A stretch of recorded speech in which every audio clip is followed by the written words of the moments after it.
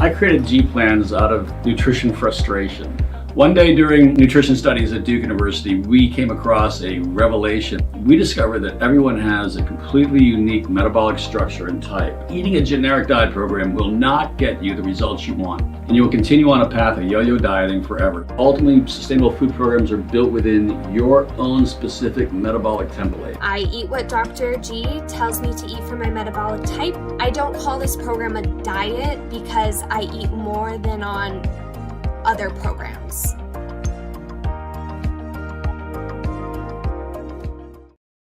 Hello and welcome to our YouTube topic presentation for today. Thank you so much for joining in today. Today we're going to be diving in and discussing what the term organic really means, as well as some ways that maybe you could kind of save money on fresh organic produce and some fruits and vegetables, things to kind of maybe prioritize more as organic. So please feel free, of course, throughout this presentation today, add any questions, any questions you may have come up, and I would love to go over these questions here at the end. So thank you again so much for tuning in, and we'll go ahead, jump right in and get started. All right. Okay. So what does the term organic really mean? What is organic food?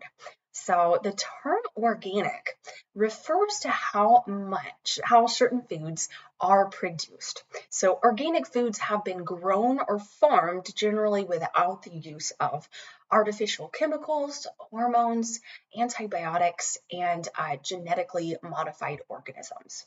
So in order to be labeled organic, a food product must be free of artificial food additives.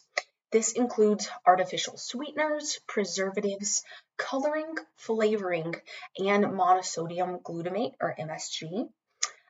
For meat to have an organic label, the USDA says that it requires the animals the meat is coming from to be raised in an environment that allows that animal to behave as they would naturally.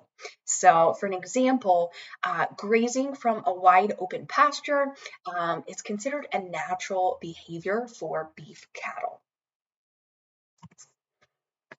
So what are some benefits to choosing organic foods?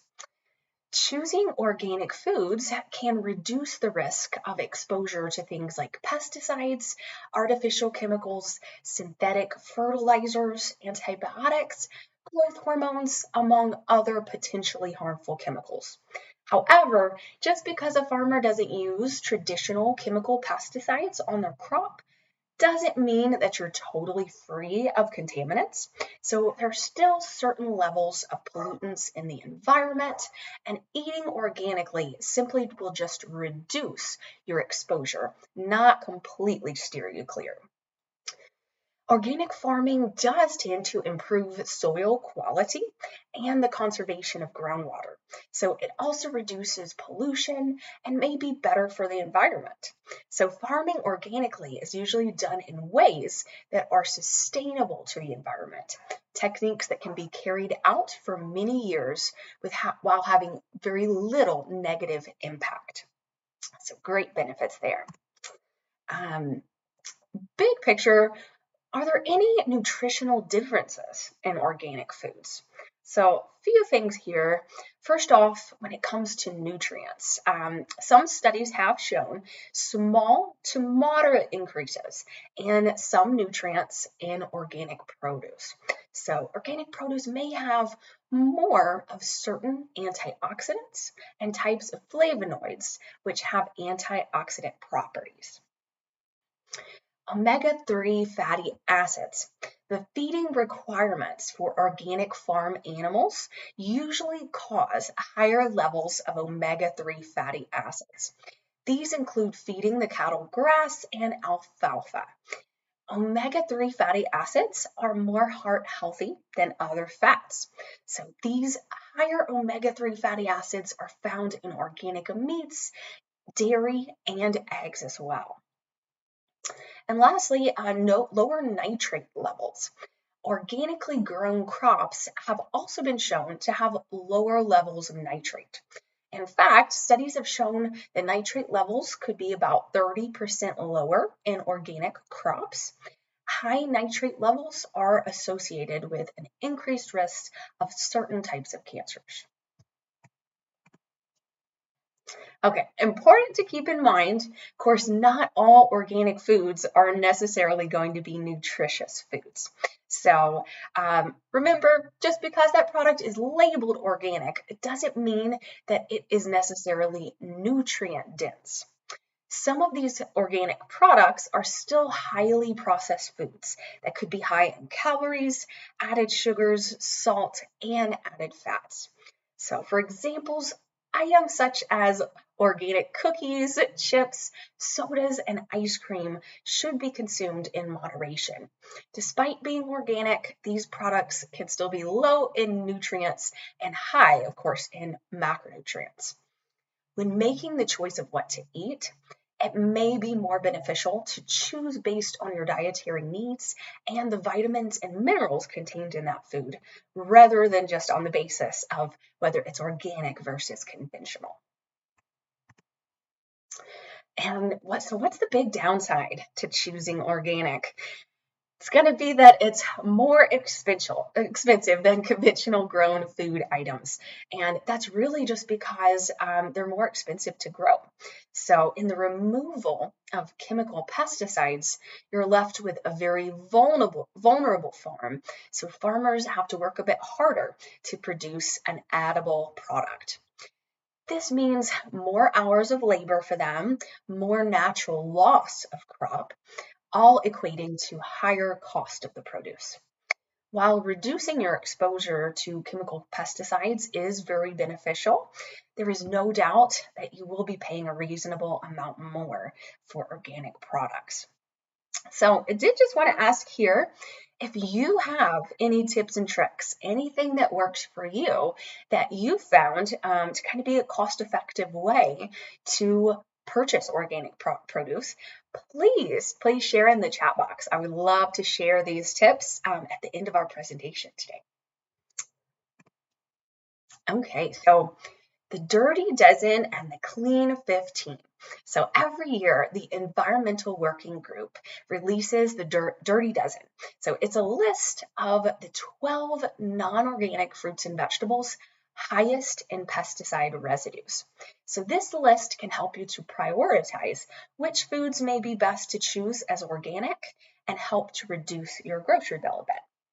Similarly, produces another list called the Clean 15. So this indicates the produce that will provide the least amount of chemical exposure to humans. Therefore, these foods might not be as necessary to purchase in the organic form. So, here is the Dirty Dozen list for 2022. So looking over these, of course, a lot of these, one thing you'll find, a lot of these on the Dirty Dozen list are going to be commonly a lot of fruits and vegetables that you may have either have a thinner skin, exterior skin, or you may also consume that skin, for example, like apples. So this list is updated each and every year, but you'll see here strawberries, spinach, kale, nectarines, apples, grapes, bell peppers and hot peppers, cherries, peaches, pears, celery, and tomatoes. So, of course, these foods may be best to kind of prioritize to purchase organically. Now, so the Clean 15 list for 2022. So again, going back to kind of that skin on the fruits and vegetables. A lot of these, again, like avocados, are going to be items that you might have a little bit thicker skin on the outside. The pesticides, the chemicals might not go through as easily, and or you might not eat the exterior, for example, as well. So again, this list is always updated, and these foods may be foods that might be a little better to choose. You might not necessarily need to purchase them organically. All right. And so last, what's a great way to try to find very fresh and maybe more affordable produce as well? Support your local farmers. So by shopping locally, you may find organic produce at lower prices as well as much fresher than what you'll find in the store. So a great way to find that local produce is by checking out your local farmers market. Great website to search that database and find local farmers markets near you is localharvest.org. So great website. You can kind of search, see what's close by to you. But again, I wanted to ask you again, if you could please share in the chat box, let me know, what is your favorite way to support local farmers around you? Do you have a farmer's market you go to? Is there something else you've done? Please let me know. This does bring us to the end of our presentation here. So thank you so much for tuning in. And please, if you had any questions pop up through this presentation, feel free to add those to the chat box at this time as well. All right. Okay. Well, I don't see any questions just yet. I hope this presentation was very helpful to you today. And definitely encourage, of course, check out what's locally around you. So looking at that Dirty Dozen and the Clean 15 list can help you to kind of narrow down and prioritize which foods might be better for you to purchase organically. And then, of course, finding options that are local to you is going to be a great idea as well. So moving forward, next week, we are going to dive into the importance of recognizing non-scale victories.